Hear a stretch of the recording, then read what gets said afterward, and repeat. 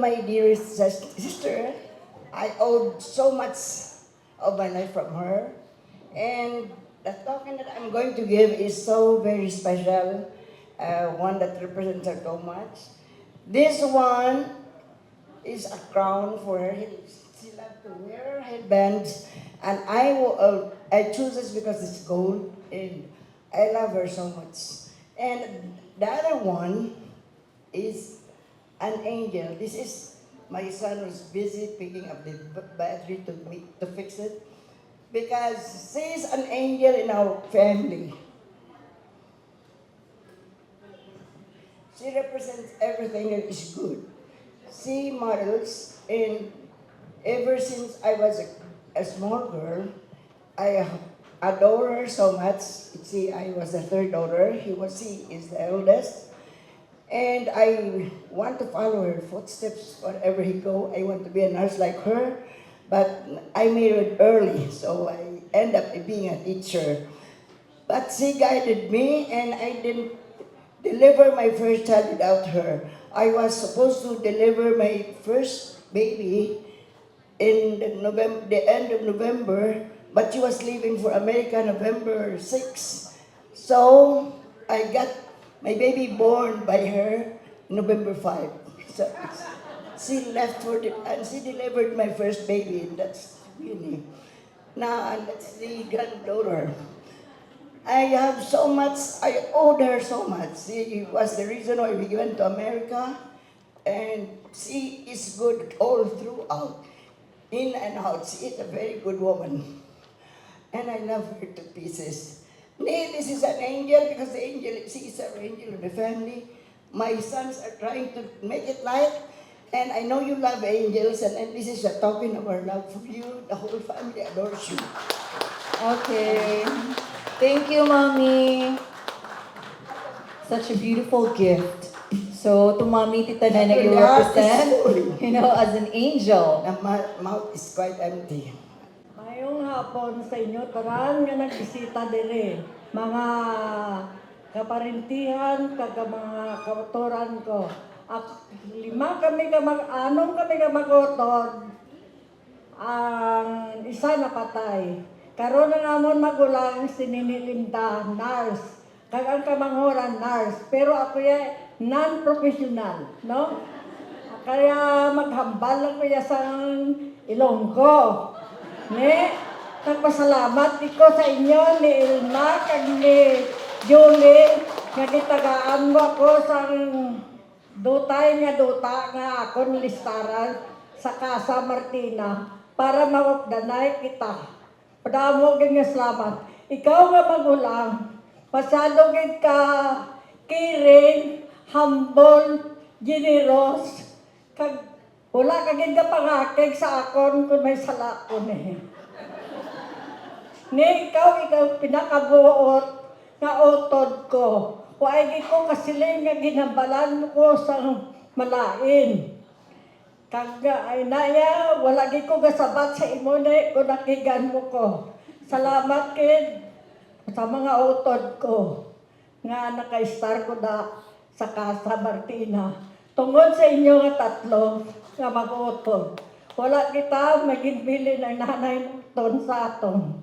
Pero nagpasalamat ko. Ang akon mga utod, amo ang nagbulig sa akon. Happy birthday, ne! Hindi ko gid na makalimutan. Ambot, kung saan kita ko ang santo. Salamat kid sa inyo tayo. Okay, thank you, Tita Bibing.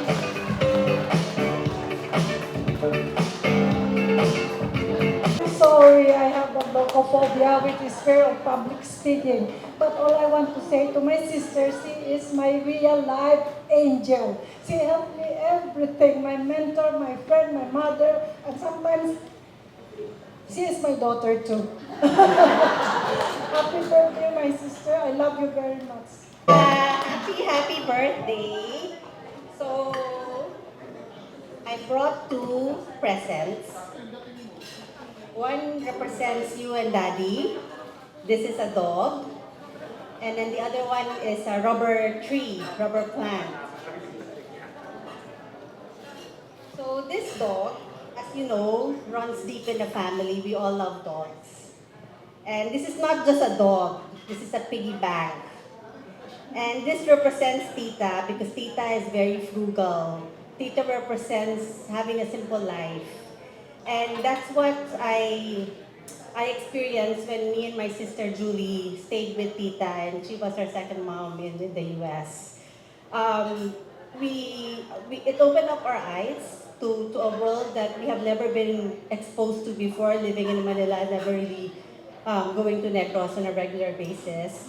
It opened our eyes to the loving family that Tita has in Negros and how close the family is, and a lot of people that she has helped through, and the sacrifices that she has made, even though at the start of her career, life was very simple. She's bringing up 2 kids on her own with Tito Romy. It's really a hard life, but she still made an effort to help people, her siblings, and that's why we also got her a tree because she represents the seeds that help the family be a better family now.